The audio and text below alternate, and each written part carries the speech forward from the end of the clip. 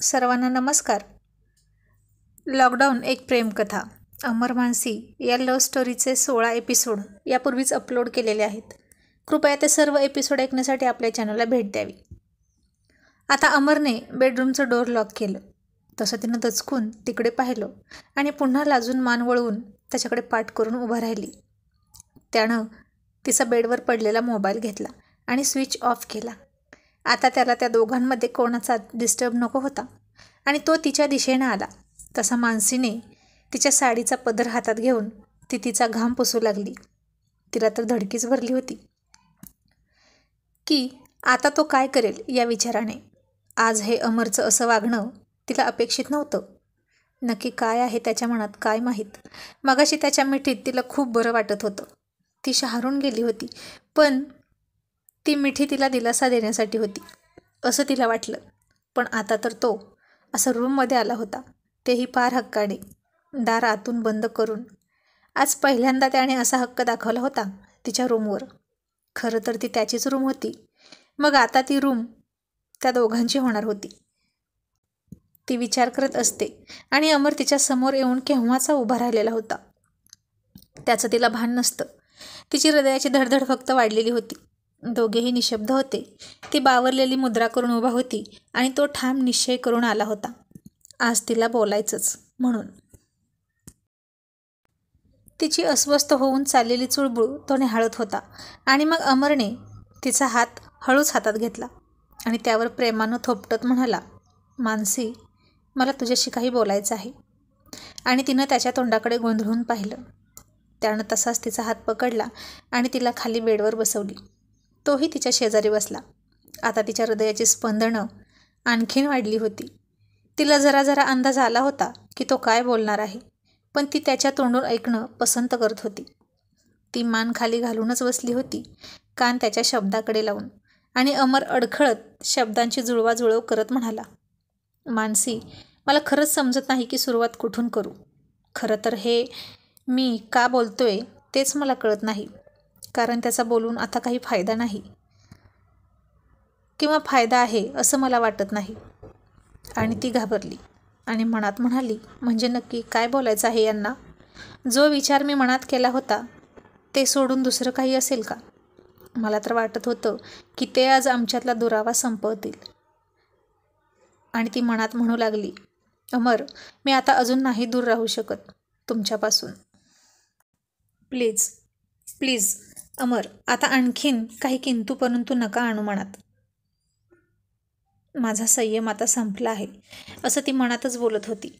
आणि अमर म्हणाला, तर मानसी, मला असं बोलायचं होतं की मी तुला बऱ्याच वेळा विचारलं की तुझ्या माझ्याकडून काही अपेक्षा आहेत का, तर तू म्हणाली की माझ्या तुमच्याकडून काही अपेक्षा नाहीत. त्यामुळे मी एक निर्णय घेतला आहे. आणि मानसी मनात म्हणाली, पण मी असंही म्हणाले होते की तुम्ही घ्याल तो निर्णय मला मान्य असेल. आणि अमर म्हणाला, हो तेच तर, तू म्हणाली होती की तुम्ही घ्याल तो निर्णय तुला मान्य असेल, म्हणून मी आता एक फायनल निर्णय घेतला आहे. आणि ती चमकली. त्याला तिच्या मनातलं ऐकू कसं गेलं म्हणून. आणि ती न राहून आतुरतेने म्हणाली, काय काय निर्णय घेतला आहे तुम्ही? आणि अमर म्हणाला, हाच की आता आपण दोघं मित्रमैत्रीण असणार नाही. यापुढे या नात्यात आपण राहायचं नाही. आणि तो निर्णय तुलाही मान्य व्हायला हवा, हो ना? कारण तूच तसं म्हणाली होतीस. आणि मानसी मनातून नाराज झाली. अमरनं तिचा हात सोडला आणि उठला. दरवाजा उघडला आणि बाहेर निघाला. आणि ती खूप नाराज झाली. काय विचार केला होता आणि काय झालं? असं का म्हणाले अमर? आणि ती म्हणाली, अमर, माझं काही चुकलं का? आता मी मैत्रीण व्हायच्या पण लायकीची नाही का? ती डोळ्यात आसू आणून म्हणाली. आणि अमर तसाच रूमच्या बाहेर गेला आणि थोड्याच वेळात पुन्हा माघारी आला. आता ती त्याच्याकडे डोळे वर करून बघतच नव्हती. खिडकीजवळ जाऊन बाहेर पाहत होती. अमरचा स्वभाव हा असा एककली होता. त्याला नक्कीच काहीतरी खटकलं असेल तिचं, असं तिला वाटलं. आणि अमरच्या हातात ओंजळभर गुलाबाच्या पाकळ्या होत्या, जी फुलं मानसीनं त्यांच्या बागेतून आणून अमरच्या रूममध्ये फ्लॉवर पॉटमध्ये सजवली होती. ती रोज अमरच्या रूममध्ये आता फुलं ठेवायची. त्याच्याच त्या पाकळ्या होत्या आणि त्यानं त्या पाकळ्या बेडवर टाकल्या. ती तर तशीच उभी होती अजूनही. खिडकीतून बाहेर बघत स्वतःच्याच विचारात हरवलेली. तो आत आलेला सुद्धा आता तिनं नोटीस केलं नाही. मनातून नाराज झाली होती आणि अमर हळूच तिच्या मागे गेला आणि त्यानं तिला पाठीमागून अचानक घट्ट घट्ट आलिंगन दिलं. तशी ती फार आश्चर्य वाटून शहारली आणि काही बोलणार इतक्यात त्यानं पाठीमागूनच तिचं तोंड दाबलं. तशी ती गप्प झाली आणि अमरने त्याचे दोन्ही हात तिच्या पोटावरून फिरवायला सुरुवात केली. त्याच्या त्या अचानक झालेल्या स्पर्शानं ती आधी गोंधळली होती, पण आता लाजत होती. तिचे गाल लाल व्हायला सुरुवात झाली होती आणि ओठात गोड गोड हसू. आज प्रथम ती हा अनुभव घेत होती. लग्न झालेल्या दिवसापासून ती या क्षणाची वाट पाहत होती. तो म्हणाला, मानसी, मला आता तुझा नवरा व्हायचा आहे. फक्त मित्र नको. मला तुझ्यासोबत माझ्या नवीन आयुष्याची सुरुवात करायची आहे. आपलं एक वेगळं जग निर्माण करायचं आहे, ज्यात फक्त तू आणि मी असू. आज मला तुला पत्नी म्हणून मनापासून स्वीकारायचे आहे. तुला तुझे सगळे हक्क द्यायचे आहेत, ज्याची तू हकदार आहेस. माझ्या आयुष्यात मला तू फुलवलेल्या बागेतल्या फुलांसारखे आणि तू तुझ्या हाताने काढलेल्या रांगोळीत जसे रंग भरतेस तसे सगळे रंग मला तुझ्या आयुष्यात भरायचे आहेत. आतापर्यंत मी खूप चुकलो. जाणतेपणे अजाणतेपणे मी तुला खूप दुखावलं. मला माफ कर. पण यापुढे तुझ्या आयुष्यात मी फक्त सुख आणि सुखच भरणार आहे. पण तुला मी नवरा म्हणून मान्य आहे ना? आणि आता तिने वेळ न घालवता मान हलवत म्हणाली, हो. मग त्यानं तिची वेणी हळूहळू सोडायला सुरुवात केली. तिचे सगळे केस मोकळे केले आणि ते एका बाजूने समोर टाकले. मानसी फक्त तो काय करतो हे शांत बसून बघत होती. नुसती थरथर कापू लागली होती. त्याच्या स्पर्शानं त्याची खुमारी हळूहळू चढायला सुरुवात झाली होती आणि त्यानं तिच्या गोऱ्या पाठीवर त्याचे ओठ टेकवले. तशी लक्कन तिच्या अंगातून एक वीज चमकून गेली आणि तिनं खिडकीच्या पडद्याला घट्ट पकडलं आणि डोळे गच्च मिटून घेतले. त्याच्या त्या थंड ओठाच्या स्पर्शानं ती घायाळ व्हायला लागली.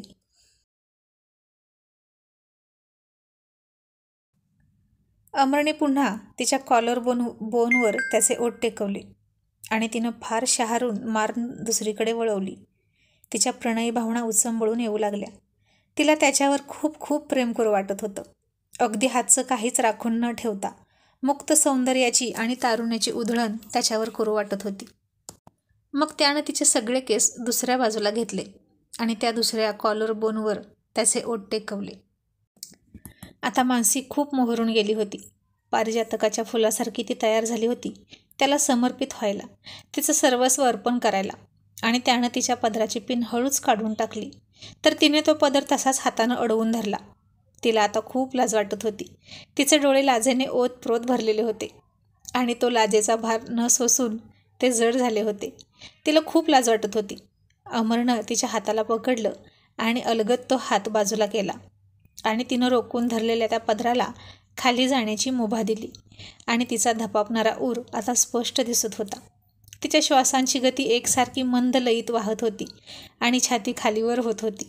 तिनं खूप खूप लाजून ओंजळीत तोंड लपवलं आणि त्यानं हळूहळू त्याची बोटं तिच्या उघडे कमरेवरून फिरवत तिच्या पोटाजवळ नेली आणि तिच्या निऱ्यांना हात घातला. तसा तिनं पुन्हा लाजून त्याचा हात पकडला. जणू तिला त्याची ती हालचाल थांबवायची होती, पण तो आता ऐकणार नव्हता आणि त्यानं तिच्या सगळ्या निऱ्यावर उचलल्या. तशी तिनं गरकन मागे वळून त्याला मिठी मारली. अमरने तिचा चेहरा त्याच्या दोन्ही ओंजळीत घेतला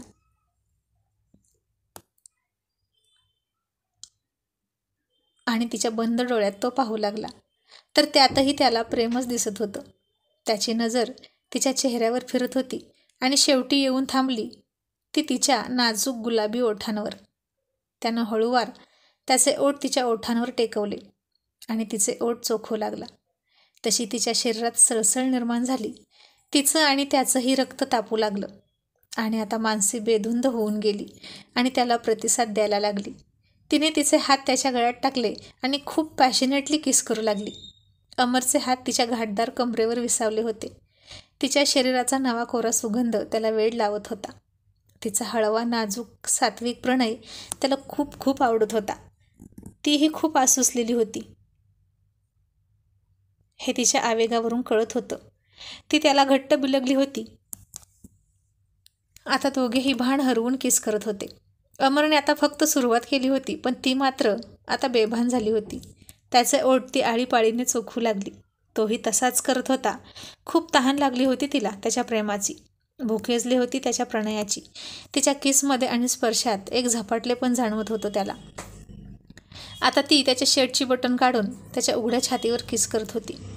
ती मंत्रमुग्ध झाली होती आणि अमरनं तिच्याही न कळत तिची साडी अलग केली तिच्या शरीरापासून आणि तिने त्याचा शर्ट काढून टाकला आणि मग त्यानं तिला तशीच अलगद मिठीत उचलली आणि बेडवर आणली.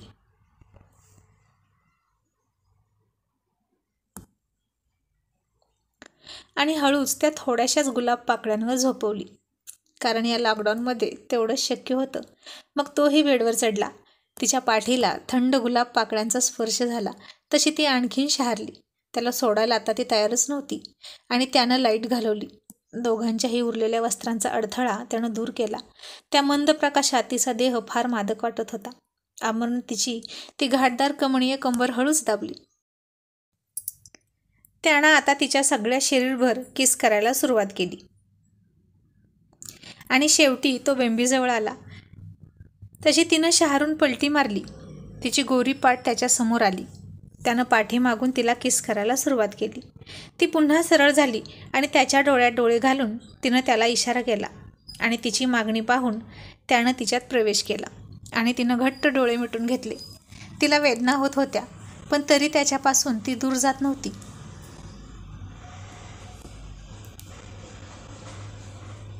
कारण तिलाही त्याची नशा चढली होती आणि या थोड्या त्रासानंतर सगळंच कसं गोड गोड होणार होतं. आणि शेवटी तो तिच्यावर बरसू लागला. ती चिंब चिंब न्हावून निघत होती त्याच्या प्रेमाच्या वर्षावात. कुणीतरी मधाचं बोट जिभेवर टेकवावं आणि सगळं कसं गोड गोड होऊन जावं, तसं तिला मध खाल्ल्यासारखं फार गोड गोड वाटत होतं. त्याचा प्रवास आता सुरू झाला होता आणि मानसी तृप्त होत चालली होती. तिच्या तोंडातून निघणारे अस्पष्ट असे उच्चार त्याला चेतावत होते आणि शेवटी तो दमला आणि ती तृप्त झाली. तो थकून तिच्या कुशीत निजला. एक वादळ त्या रूममध्ये आलं आणि दोघांनाही हेलावून निघून गेलं आणि तिनं दोघांच्याही अंगावर ब्लँकेट ओढून घेतलं. खूप शांत आणि तृप्त वाटत होतं तिला. समाधानाची एक लकेर तिच्या चेहऱ्यावर रेंगाळत होती.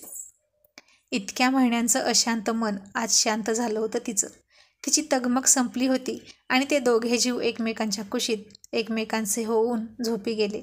आणि पहाटे पहाटे तिला पुन्हा जाग आली आणि त्याचे हात तिच्या भोवतीच लपेटले होते.